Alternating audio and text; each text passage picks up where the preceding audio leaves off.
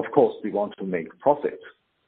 So in a way that if you look at kind of the Chinese movie market, they've done quite a kind of good imports from Korea and also from India. So those kind of movies are really, competitive from India. Indian movies and Korean movies are pretty competitive in China as well. So in a way that they try to do this balancing, since, they are state-owned companies, so they have this kind of, their management team, are in a way kind of indirectly regulated by this kind of whole Chinese political system. So they have their own kind of political future in this hierarchy. So they will for sure implement the concerns of the party and also the government in their day-to-day operation. I think that's basically can guarantee to a large extent the content of the imported content. Okay. And would you think then, if there was a revision of the WTO deal around more quota imports, that would make the merger approval more difficult? Because then obviously it's less in the control of the Chinese government. Does that not matter, or you don't see it in the short term?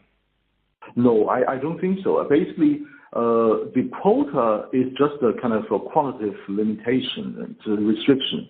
But I think that the most challenging part is not the quota, but the content restriction. So even if you are you got the quota, you can be imported into the Chinese market, then the content has to be reviewed by the team in the publicity department. If they feel some contents are not good, they can easily edit the movie by taking out some parts of the movie. If the content is outrageous to their standards, then probably the whole kind of 1.5 hour movie will become only half hour. So that's basically killed the movie in total. So in a way that I would say, even if nowadays you see this kind of the bailouts and also the kind of profit sharing scheme, these two channels come with quite a lot of foreign movies coming in. Even if it's like that, I don't feel that in terms of the content, the Chinese regulators lose the control. They still have this kind of bottom line control there. No, but they lose control in terms of competition. Right. If you have under the import channel, if you had a very dominant. Yeah, if we look at the competition, it's kind of interesting story basically. If you look at the kind of the movies imported under the kind of scheme, the profit sharing scheme, basically are those from the 6 big ones. So in a way that even if this kind of the quota is raised, still it doesn't change much about the kind of competition landscape in a way. So basically the 6 big ones are competing with each other for the quota, and then when they come in, they are competing collectively with other imported movies and local produced movies. So that's basically roughly that idea. Then we can assume that if the quota is raised, then there will be more kind of big production movies coming into this market. So in the short run, probably it will have to change the landscape a little bit by saying that the big ones will take a bigger market share through this channel. But I really doubt about that because if we look at kind of figures in 2016, 2017, or even 2015, and this year, this is the last 4 years, the local produced content and also the movies imported from other channels, they are really competitive in a way. So that gives me another concern. Basically, after Disney and Fox de-merged together, so Disney may try to produce very, very premium content. So in a way that they try to export using this kind of a tariff measure, or try to signal some kind of concrete with some kind of a concrete signal showing that they don't want to continue doing something like this, then the Chinese may sit down with the U.S. for negotiation. So by having this kind of understanding, we may easily expect that the trade war will go quite long. It cannot be kind of solved in the short or medium term only, even.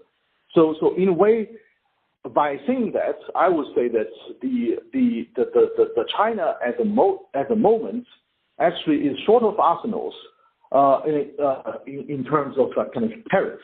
So that's why the Chinese said they may have the kind of reservation of taking measures both qualitatively and quantitatively. So in a way that apart from this kind of quantitative measures by using tariff, they may have other kind of measures qualitatively. I mean, this is kind of very funny and interesting to have this word. But on the other hand, we may feel that the Chinese may think about other different ways of counterbalance the U.S. measures at the moment.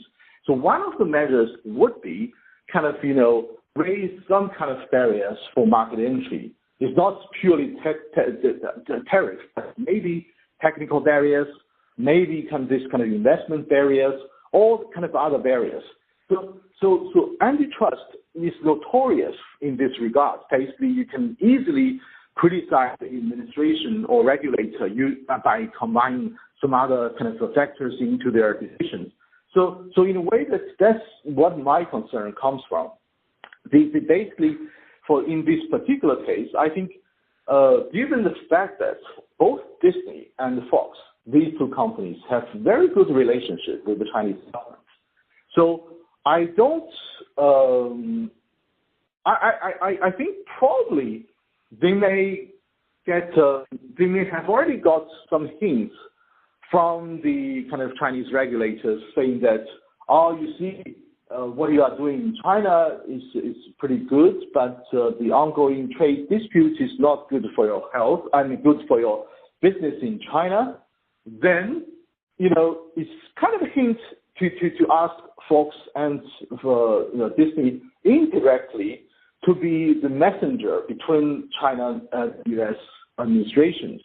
So in a way that these two companies, if they got this kind of thing correctly, or if they really want to push this kind of the deal to go into the right direction, probably they may try to convey this kind of message back to the Trump administration, or in a way, I don't know whether the Trump administration may get it or not, or may interpret it into a kind of positive or negative. I don't know, but at least they may be regarded as the right messengers by the Chinese administration, the Chinese government, basically. So that's my kind of thinking. Have this kind of political political factor involvement into this case review. So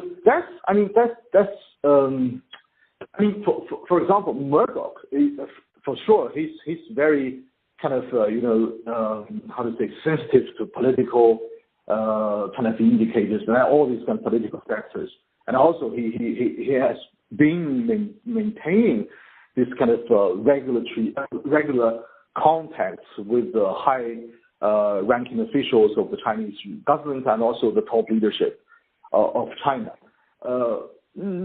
Disney, in a way, is not regarded as a very kind of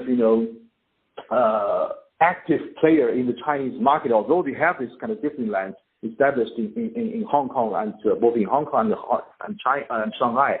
Still, Disney is more kind of perceived as a kind of pragmatic player, and also Disney has a very good reputation in terms of their products, but in terms of this kind of political thinking or this kind of long-term commitment in China markets, they are not that outstanding in a way. It's not